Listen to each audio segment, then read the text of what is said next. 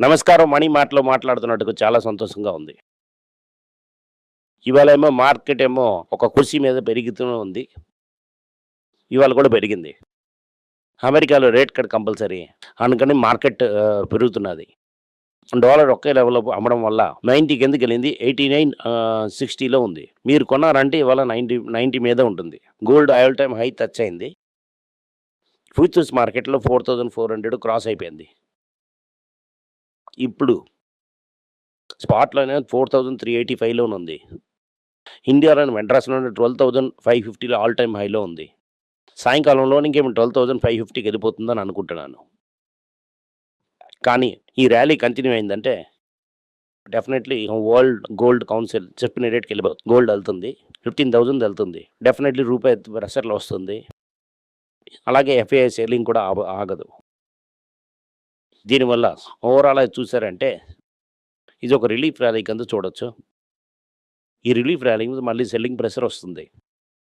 అదే సమయంలో 2026లోని 1,60,000 క్రోర్స్ ఐపీఓ వస్తుంది. దీనివల్ల ఇవాళ అవుతున్న న్యూస్ అది క్లియర్‌గానే ఉంది మార్కెట్‌లోని. ఇలా ఉన్న మార్కెట్‌లోని ఏంటి న్యూస్ అని చూద్దాం ఇవాళ. నిన్న డాలర్ ఏమో ఓవరాల్‌గా పడింది. ఎందుకంటే రేట్ కట్ వచ్చిందంటే డాలర్ వాల్యూ పడిపోతుంది. British pound already rate cut చేశారు. ఇంగ్లాండ్‌లో చేసేశారు పౌండ్‌కి. 2 ఊర్లోనే మేజర్ మార్కెట్‌లోని రేట్ కట్ అయిపోయింది. ఇంకో ప్లేస్‌లో రేట్ కట్ అవ్వడం ఎక్స్‌పెక్ట్ చేయొచ్చు. జపాన్‌లో నేను కార్యకుంట రాకుండా ముందే రేట్ పెంచుతారని అనుకున్నాను. ఆ రేట్ డెఫినెట్‌లీ పెంచేశారు. 0.5% పెంచాలి అని ఎదురు చూస్తున్నారు. 1.25 వరకు జపాన్‌లోని రేట్ పెంచితేనే మార్కెట్ మనం చెప్పింది వింటుందని. ఎందుకంటే యెన్ వీక్ అయింది. ఈల్డ్ పెద్దగా రియాక్ట్ అవ్వలేదు. అప్పుడు జపాన్‌లో ఇంకా పెద్ద రేట్ ఇంక్రీజ్ ఎక్స్‌పెక్ట్ చేయొచ్చు. అమెజాన్ నుంచి ఒక మనిషి జాబ్ వదిలేసి రిజైన్ చేసి స్టార్బక్స్‌లో చీఫ్ టెక్నాలజీ ఆఫీసర్‌గా జాయిన్ అయ్యారు. ఈ స్టార్బక్స్ ఏమో యూనియన్ ఇలాంటి దాంట్లోని బాధపడుతున్నది. ఇండియాలోనే ప్రాఫిటబుల్‌గా లేదు. నేను డ్రింక్స్ కొద్దిగా లోకలైజ్ చేయాలి. ఇప్పటి వరకు ఎక్స్‌పాన్షన్ ఆపుతాం అని టాటా కన్స్యూమర్ చెప్తున్నారు. ఓవరాల్‌గా చూసామంటే స్టార్బక్స్‌కి ప్రపంచం అంతా ప్రాబ్లమ్ ఉంది. ఇండియాలో కూడా ఒక ప్రాబ్లమ్ ఉంది. ఇండియా ప్రాబ్లమ్ ఒక లెవెల్‌లో సాల్వ్ చేసేస్తారు. టైటన్ ఈ లెవెల్‌లో రేట్ పెరగడానికి మెయిన్ కారణం తనిష్క్‌ని నమ్మి ఇంత నెలల్లో టైటన్ పెరిగింది. కానీ టైటన్ ఒరిజినల్ పని ఆరంభించింది. బజారక్స్ దేశాయి, జేఆర్‌డీ టాటా వాచ్ చేయడానికి, ఆ వాచ్ తాలూకా కాంపోనెంట్ ఇంపోర్ట్ చేయడానికి ఎక్స్‌పోర్ట్ చేస్తేనే ఇంపోర్ట్ చేయడం అవుతుందని జలోడ్ చేయడం స్టార్ట్ చేసింది తనిష్క్. ఇప్పుడు ఏం చెప్తున్నారంటే ఇంకో 2 సంవత్సరాల్లో ఈ వాచ్ బిజినెసే $1 బిలియన్ వెళ్ళిపోతుంది అని చెప్తున్నారు. ఇప్పుడు టైటన్‌లో అలా చాలా రేంజెస్ ఆఫ్ బిజినెస్ ఉన్నాయి. ఒకటి వాచ్, ఇంకోటేమో తనిష్క్, ఇంకోటి carrot line, Titan I plus, దాని తర్వాత తనేరా, బూమ్ చాలా బ్రాండ్స్ వస్తున్నాయి. ఇది సక్సెస్‌ఫుల్‌గా వేరియస్ ఇదిలో స్కేల్ చేసి వెళ్తున్నారు. యాక్చువల్లీ ఈ బిజినెస్ అంతా వాల్యుయేషన్ పై పార్ట్ చేశారంటే వేరే లెవెల్‌లోని వాల్యుయేషన్ వస్తుంది. ఇప్పుడు కన్సాలిడేటెడ్ ఇప్పుడు చూసారంటే ఎర్నింగ్స్ అంత కాదు. ఎర్నింగ్స్ అంతా ప్రైమరీ డివిడెండ్ తనిష్క్. దీనివల్ల ఈ రోజుల్లో 70 టైమ్స్ ఎర్నింగ్స్‌లో ఉందది. ఇది మనం కన్సిడర్ చేయడం అవ్వదు. కానీ మార్కెట్ ఏడవుతుందంటే అదొక బ్రాండ్ జోహా తనియా రేట్‌కి మియా సెపరేట్ చేసి Titan I plus separate value చేసి ఇదంతా వేరే వేరేగా వాల్యుయేషన్ ఇయ్యాలి అని చెప్తున్నారు.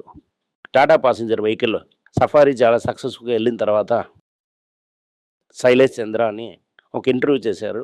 ఫాలో అవుతున్నారు మేనేజింగ్ డైరెక్టర్. వాళ్ళు 2017, 18లో ఎలాగైనా ఎలక్ట్రిక్ కార్స్ ఫుల్‌గా ఇయ్యాలి. ఎలాగ మనం చేయాలి అందరికి. వాళ్ళ తరక కథ ఏమో బిజినెస్ రైలు రాశారు. 100 రోజుల్లో ఒక స్టేట్ గవర్నమెంట్ 10,000 కార్లు కొంటానని చెప్పారు. అది ఎలక్ట్రిక్ వెహికల్ మేము రెడీ చేయడానికని దానికంతా పని చేసాం మేము. అది చంద్రశేఖర్ మంచి సపోర్ట్ ఇచ్చారు. అలాగే మనకి ఎలక్ట్రిక్ కార్ జర్నీ స్టార్ట్ అయింది.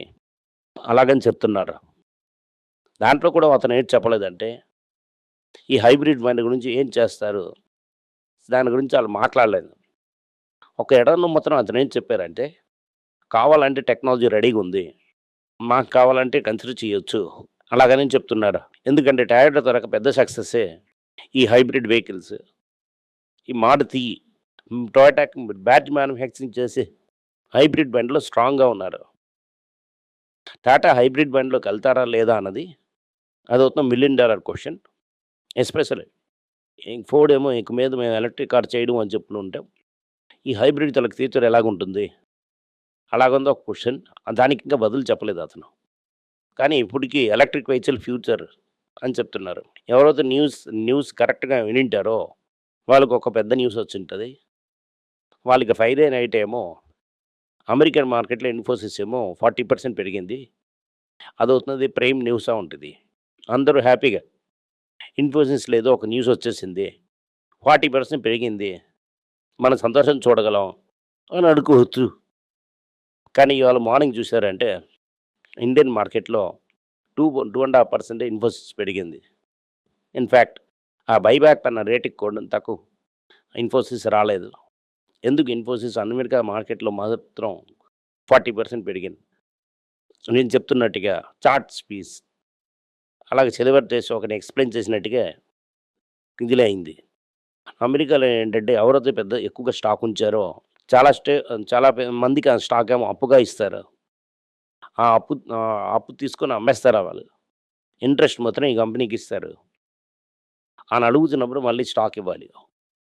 ఒక మేజర్ ప్లేయర్ ఏం చేశారు 35,000 మిలియన్ స్టాకు ఇచ్చేశారు.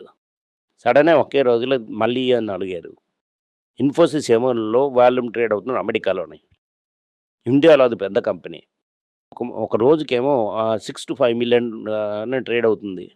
సడెన్‌గా 35 మిలియన్స్ ఇమ్మంటే మళ్ళీ ఇమ్మంటే రేట్ అవుతుంది. అది 5 డేస్ స్టాక్ ఒకే రోజులో అడగడం. అందరూ షార్ట్ కవర్ చేసి ఒకే సమయంలోనే కొనడానికి ట్రై చేసినప్పుడు సప్లై లేదు. సప్లై లేకపోవడం వల్ల మార్కెట్‌లో అది ఎగిరిపోయింది. ఆక్షన్‌లో ట్రిగ్గర్ అయింది. 40-50% పెరిగింది. ఇవాళ నైట్ సరిగ్గా అయిపోతుంది. అది ప్యూర్‌లీ టెక్నికల్ రీజన్ వల్ల అది ఇండియాలో అంత పెద్దగా రిఫ్లెక్ట్ అవ్వలేదు. కానీ చాలామందేమో అదెందుకు మన చేతిలో రాలేదని అనుకున్నారంటే, అమెరికన్ ఏడీఆర్ అంది వేరే మార్కెట్. ఇండియా అవుతున్నది వేరే మార్కెట్. ఇండియన్ స్టాక్‌తో ఒక ఏడీఆర్.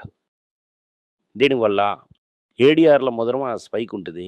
ఆ స్పైక్ ఇండియన్ మార్కెట్‌కి క్యారీ ఫార్వర్డ్ అవ్వలేదు. ఇది అవుతున్న ఇన్ఫోసిస్‌లో జరిగింది. ఈ ఇన్ఫోసిస్ న్యూస్ ఇదే. కరెన్సీ డివాల్యుయేషన్ గురించి వార్న్ చేసిన ఒక బఫెట్ వీడియో దీనికి వైరల్‌గా ఉంది. ఆ కింద లింక్ ఏమని చెప్తాను.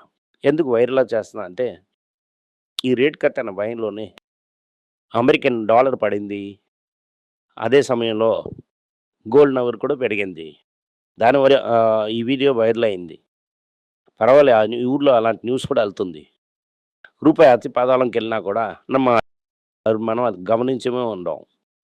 టాటా కమర్షియల్ వెహికల్ షేర్స్ 5% గిల్లీలాగా పెరిగింది. అది ముందే నేను మీకు చెప్పాను. ఎందుకంటే అశోక్ లైలాండ్ చాలా వాల్యుయేషన్‌లో ఉంది. అప్పుడు ఏదో ఎక్స్‌ప్లనేషన్ ఉన్నప్పుడు చెప్తున్నప్పుడు ఏది చేశారంటే, మీ వాళ్ళేమో అశోక్ లైలాండ్ కంప్లీట్ చేయడం అవ్వదు. ఇవాకో మర్జర్ ప్రాబ్లమ్ అవుతుంది. నేను చెప్తున్నాను జపాన్ మనుషులు మునోని చెప్తున్నప్పుడు అదేమో ఈ మార్నింగ్ ఏమో 5% పెరిగింది. సబ్ ఏసెస్ ఒక్కొక్క కేటగిరీలో వాళ్ళున్నారు. హై ఎండ్‌లో కూడా కూర్చొనున్నారు. ఇవాళ ఇవాకో వచ్చిందంటే అది చాలా విషయాలు దానికి చాలా మంచి జరుగుతుంది. నెక్స్ట్ విషయం చెప్పుల ముందేమో ఎల్‌ఎల్‌యూతో టై అప్ చేసి యాంటీడోట్ డ్రగ్ ముంజారో దిగిన గురించి మనం మాట్లాడాం. అదే సిప్లా ఇవాళ ఫైజర్‌తో టై అప్ చేసి 2 స్పెషల్ కాఫ్ సిరప్స్‌ని తీశారు. ఆల్రెడీ ముక్కు విషయంలో స్ట్రాంగ్ పోర్ట్‌ఫోలియో. సిప్లా ఏమో వాళ్ళ తల పొజిషన్‌ని స్ట్రెంథెన్ చేస్తున్నారు. అదేమో థర్డ్ మోర్ దాన్ 20 టైమ్స్ ఎర్నింగ్స్‌లో ఉంటది. పెద్దగా రిస్క్ ఎడతామని అనుకున్నట్టు ఇది డెఫినెట్‌లీ మీరు కన్సిడర్ చేయొచ్చు. వేదాంతలో ఏమో ఇలా స్ప్లిట్ చేశారంటే డివిడెండ్ ఇవ్వరా అని అడిగారు. ఇమ్మీడియేట్‌లీ వేదాంత అగ్రవాల్ ఏం చెప్పారు, అది నా రక్తంలోనూ ఉన్నది. అప్పు చేశానని డివిడెండ్ ఇస్తాను. అలాగని చెప్తున్నారు. సార్ ఇది ఒక డైలాగ్. మ్యాటర్ ఏంటంటే 2 కంపెనీలు అమ్ముతేనే వాళ్ళ వల్ల అప్పు తీర్చడం అవుతుంది. అంత లెవెల్‌లోనూ అప్పు తీసుకోవడానికి మనుషులు లేరు. దీనివల్ల పేరెంట్ కంపెనీలో అప్పు తీయడానికి వాళ్ళకి డివిడెండ్ కావాలి. అది కూడా రూపాయి అతి పాతాళంకి వెళ్తున్నది.